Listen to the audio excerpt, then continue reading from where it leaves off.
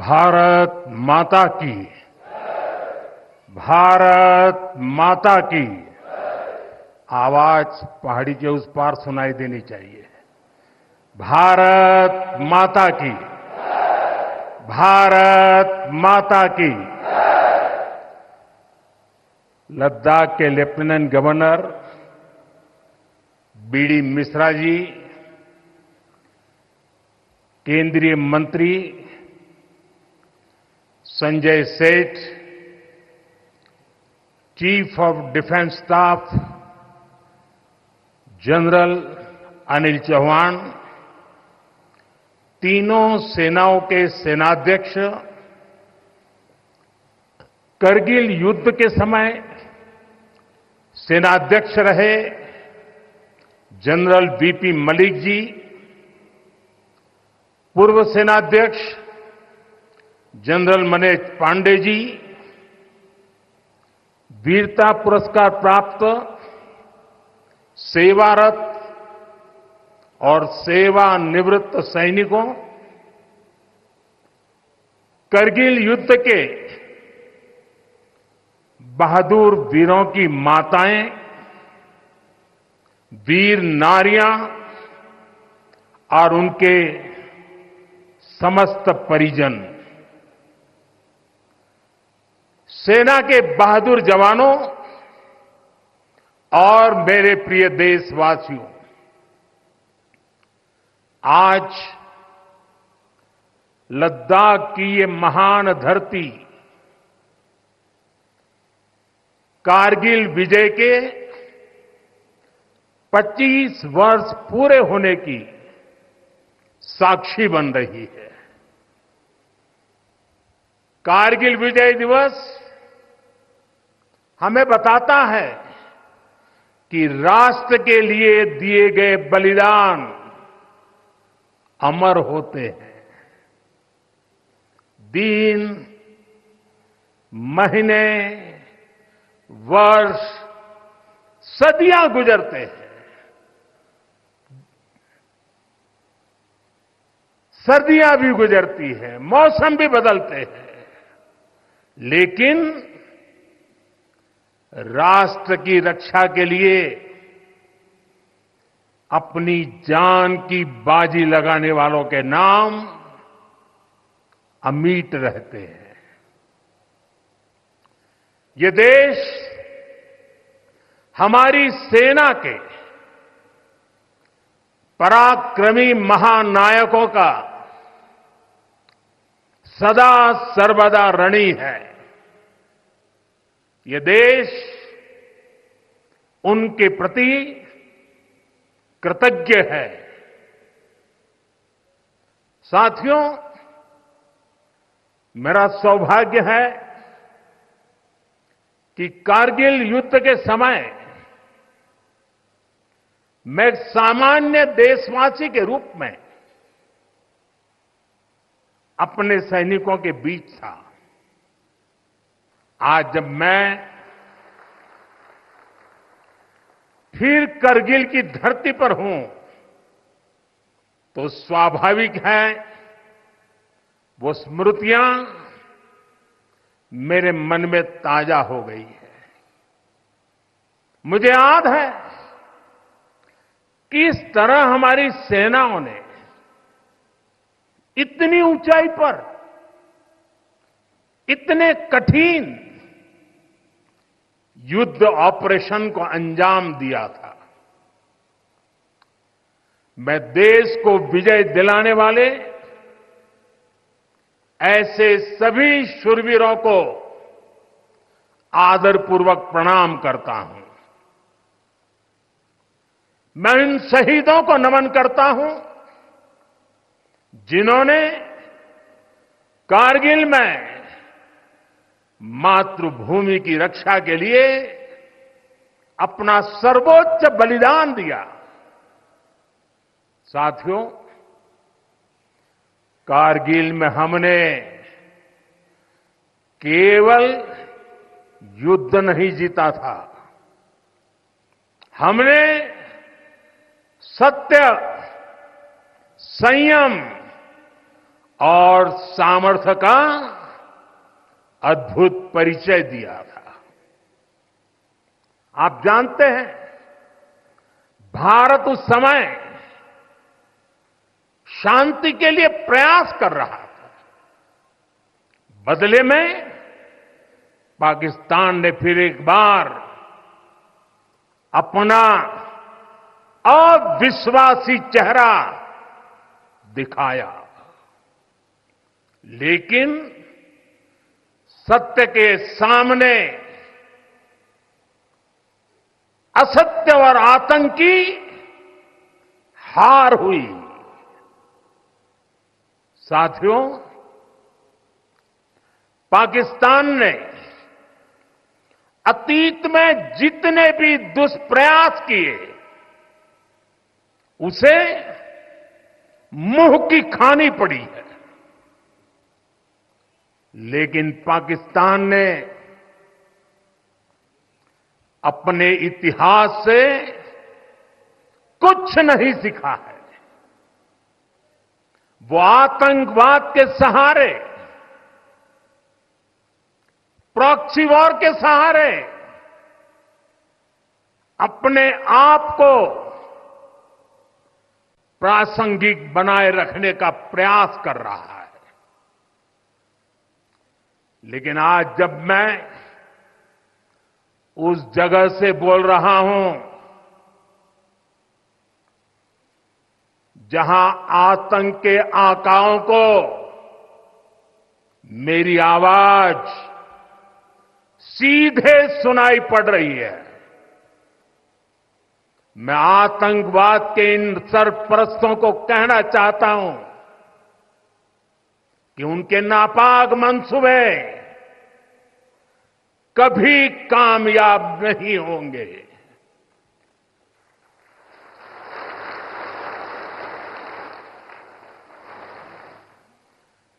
आतंकवाद को हमारे जाबाज पूरी ताकत से कुचलेंगे। दुश्मन को मुंह तोड़ जवाब दिया जाएगा। साथियों, लद्दाख हो या फिर जम्मू कश्मीर, विकास के सामने आ रही हर चुनौती को भारत परास्त करके ही रहेगा।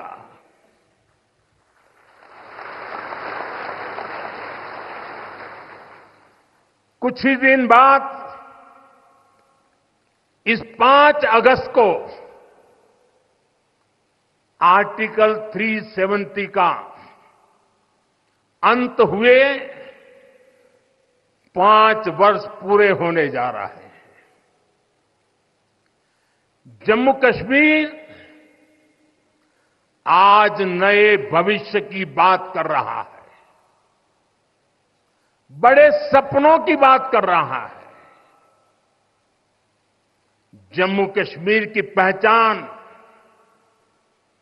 G20 जैसी ग्लोबल समिट की अहम बैठक करने के लिए हो रही है। इंफ्रास्ट्रक्चर डेवलपमेंट के साथ साथ जम्मू कश्मीर, लेह, लद्दाख में टूरिज्म सेक्टर भी तेजी से ग्रो कर रहा है। दशकों बाद कश्मीर में सिनेमा घर खुला है। 3.5 दशक के बाद पहली बार श्रीनगर में ताजिया निकला है। धरती का हमारा स्वर्ग तेजी से शांति और सौहार्द की दिशा में आगे बढ़ रहा है। साथियों, आज लद्दाख में भी विकास की नई धारा बनी है। सिंकुल्ला टनल, इसके निर्माण का काम शुरू हुआ है। सिंगोला टनल के जरिए लद्दाख पूरे साल हर मौसम में देश से कनेक्टेड रहेगा। ये टनल लद्दाख के विकास और बेहतर भविष्य के लिए नई संभावनाओं का नया रास्ता खोलेगी। हम सभी को पता है कि कठोर मौसम की वजह से लद्दाख के लोगों को कितनी मुश्किलें आती हैं। सिंकुंतला टनल के बनने से ये मुश्किलें भी कम होगी। मैं लद्दाख के मेरे भाई बहनों को इस टनल का काम शुरू होने के लिए विशेष बधाई देता हूं। साथियों, लद्दाख के लोगों का हित हमेशा हमारी प्राथमिकता रहा है। मुझे याद है कोरोना के समय में करगिल क्षेत्र के हमारे कई लोग ईरान में फंस गए थे। उन्हें वापस लाने के लिए मैंने व्यक्तिगत स्तर पर काफी प्रयास किए। ईरान से लाकर उन्हें जैसलमेर में ठहराया गया था और जब स्वास्थ्य की दृष्टि से पूरी तरह संतोषजनक रिपोर्ट मिले, उसके बाद उन सबको उनके घर तक यहां पहुंचाया था। हमें संतोष है कि हम अनेकों जिंदगियों को बचा पाए। यहां के लोगों की सुविधाएं बढ़े, ईज ऑफ लिविंग बढ़े, इसके लिए भारत सरकार निरंतर प्रयास कर रही है। बीते 5 वर्षों में ही हमने लद्दाख के बजट को 1100 करोड़ से बढ़ाकर 6000 करोड़ रुपए कर दिया है। यानी करीब करीब 6 गुना की वृद्धि। ये पैसा आज लद्दाख के लोगों के विकास में, यहां सुविधाएं बढ़ाने में काम आ रहा है। आप देखिए, सड़क, बिजली, पानी, शिक्षा, पावर सप्लाई, रोजगार, लद्दाख में हर दिशा में दृश्य भी बदल रहा है, परिदृश्य भी बदल रहा है।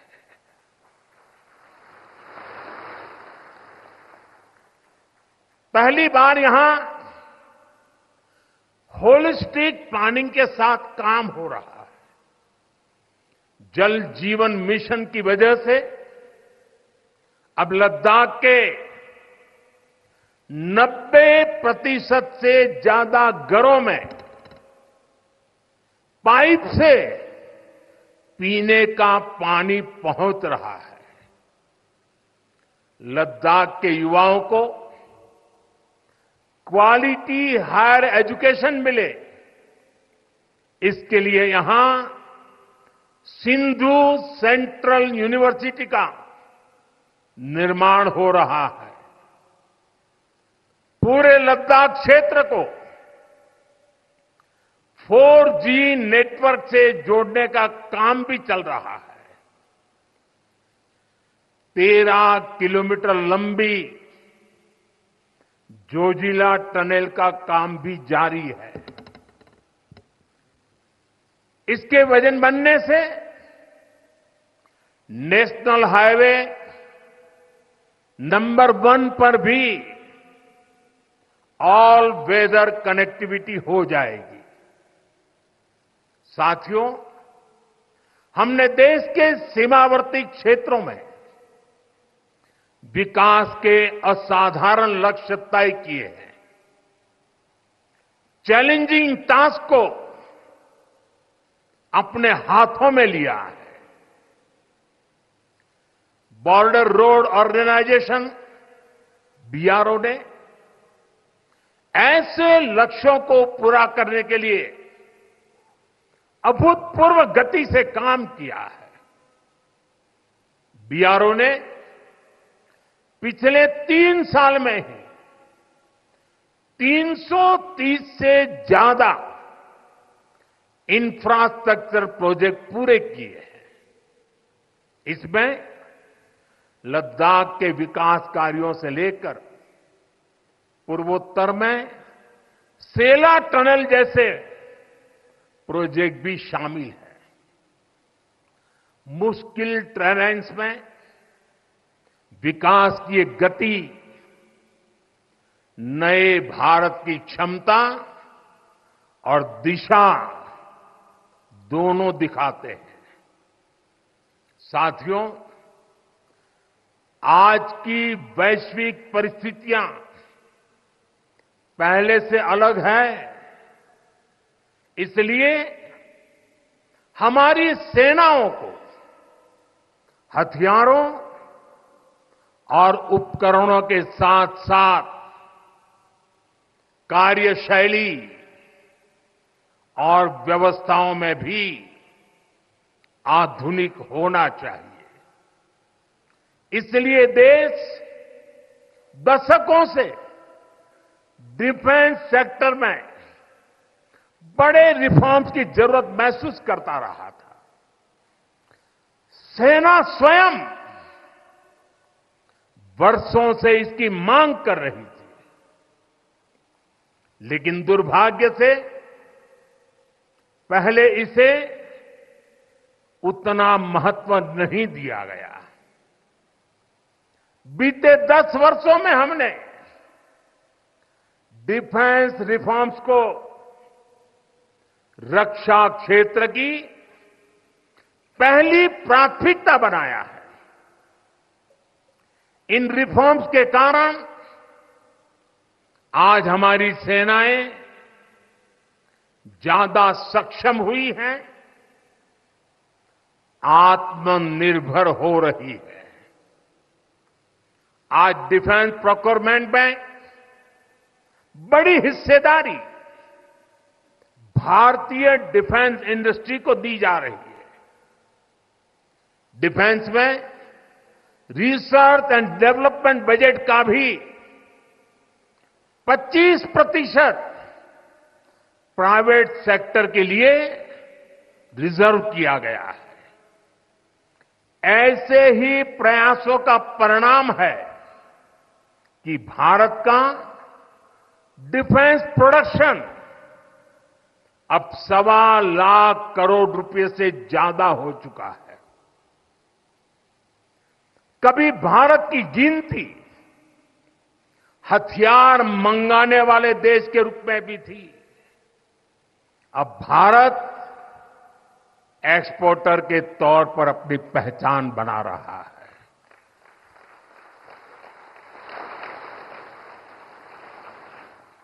मुझे खुशी है कि हमारी सेनाओं ने 5,000 से ज्यादा हथियारों और ये सैन्य उपकरणों की लिस्ट बनाकर ये तय किया है कि अब ये 5,000 आइटम्स बाहर से नहीं मंगवाए जाएंगे। मैं इसके लिए सेना नेतृत्व को बधाई देता हूं। साथियों, डिफेंस सेक्टर में रिफॉर्म्स के लिए भी भारत की आर्म्ड फोर्सेज की सराहना करना चाहता हूं। हमारी सेनाओं ने बीते वर्षों में कई साहसिक निर्णय लिए हैं। सेना द्वारा किए गए जरूरी रिफॉर्म्स का एक उदाहरण अग्निपथ स्कीम भी है। दशकों तक संसद से लेकर अनेक कमेटी तक में सेनाओं को युवा बनाने पर चर्चाएं होती रही है। भारत के सैनिकों की औसत आयु, एवरेज एज, ग्लोबल एवरेज से ज्यादा होना, ये हम सबकी चिंता बढ़ाता रहा है। इसलिए ये विषय बरसों तक अनेक कमिटियों में भी उठा, लेकिन देश की सुरक्षा से जुड़ी इस चुनौती के समाधान की पहले इच्छा शक्ति नहीं दिखाई गई। शायद कुछ लोगों की मानसिकता ही ऐसी थी कि सेना मतलब नेताओं को सलाम करना, परेड करना। हमारे लिए सेना मतलब 140 करोड़ देशवासियों की आस्था। हमारे लिए सेना मतलब 140 करोड़ देशवासियों की शांति की गारंटी। हमारे लिए सेना मतलब देश की सीमाओं को सुरक्षा की गारंटी। अग्निपथ योजना के जरिए देश ने इस महत्वपूर्ण सपने को एड्रेस किया है। अग्निपथ का लक्ष्य सेनाओं को युवा बनाना है। अग्निपथ का लक्ष्य सेनाओं को युद्ध के लिए निरंतर योग्य बनाए रखना है। दुर्भाग्य से राष्ट्रीय सुरक्षा से जुड़े इतने संवेदनशील विषय को कुछ लोगों ने राजनीति का विषय बना दिया है। कुछ लोग सेना के इस रिफॉर्म पर भी अपने व्यक्तिगत स्वार्थ में झूठ की राजनीति कर रहे हैं। ये वही लोग हैं जिन्होंने सेनाओं में हजारों करोड़ के घोटाले करके हमारी सेनाओं को कमजोर किया। ये वही लोग हैं जो चाहते थे कि एयरफोर्स को कभी आधुनिक फाइटर जेट न मिल पाए। ये वही लोग हैं जिन्होंने तेजस फाइटर प्लेन को भी डिब्बे में बंद करने की तैयारी कर ली थी। साथियों, सच्चाई ये है कि अग्निपथ योजना से देश की ताकत बढ़ेगी और देश का सामर्थ्यवान युवा भी मातृभूमि की सेवा के लिए आगे आएगा। प्राइवेट सेक्टर और पैरामिलिट्री फोर्सेस में भी अग्निवीरों को प्राथमिकता देने की घोषणाएं की है। मैं तो हैरान हूं, कुछ लोगों की समझ को क्या हुआ है, उनकी सोच को क्या हो चुका है। ऐसा भ्रम फैला रहे हैं कि सरकार पेंशन के पैसे बचाने के लिए ये योजना लेकर आई है। मैं जरा ऐसे लोगों की सोच से शर्म आती है, लेकिन मैं ऐसे लोगों से पूछना चाहता हूं, जरा कोई मुझे बताए, आज मोदी के शासनकाल में जो भर्ती होगा, क्या आज ही उसको पेंशन देना है क्या?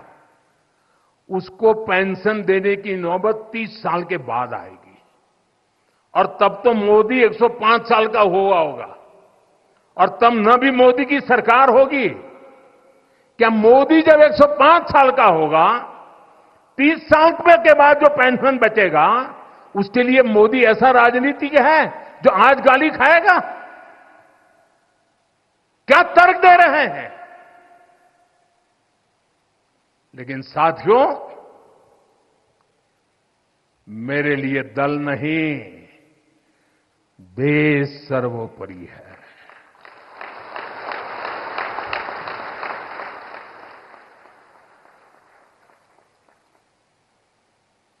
और साथियों, मैं आज गर्व से कहना चाहता हूं, सेनाओं द्वारा लिए गए इस फैसले का हमने सम्मान किया है। और जैसा मैंने पहले कहा, हम राजनीति के लिए नहीं, राष्ट्र नीति के लिए काम करते हैं। हमारे लिए राष्ट्र की सुरक्षा सर्वोपरि है। हमारे लिए 140 करोड़ की शांति ये सबसे पहले है। साथियों, जो लोग देश के युवाओं को गुमराह कर रहे हैं, उनका इतिहास साक्षी है कि उन्हें सैनिकों की कोई परवाह नहीं है। ये वही लोग हैं जिन्होंने एक मामूली रकम 500 करोड़ रुपए दिखा दिखाकर वन रैंक वन पेंशन पर झूठ बोला था। 500 करोड़। ये हमारी सरकार है जिसने वन रैंक वन पेंशन लागू किया। पूर्व सैनिकों को 1.25 लाख करोड़ रुपए से ज्यादा दिए गए। अब कहां 500 करोड़, कहां 1.25 लाख करोड़। इतना झूठ और देश के जवानों की आंख में धूल झोंकने का पाप।